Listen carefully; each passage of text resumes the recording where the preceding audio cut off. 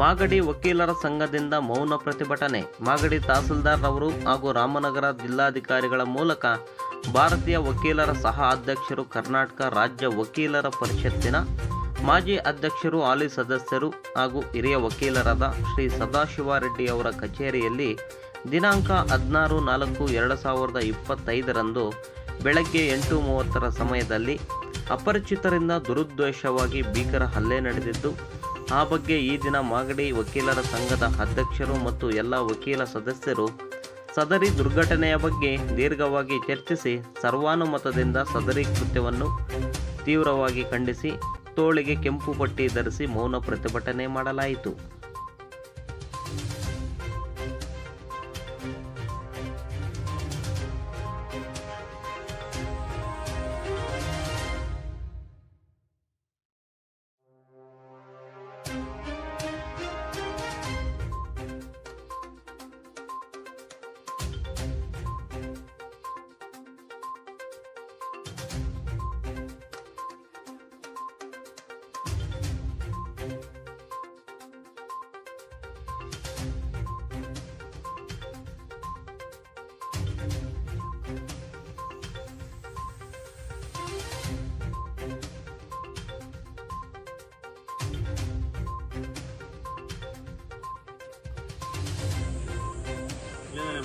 ಮಾತಾಡಿ ಖಂಡಿತ.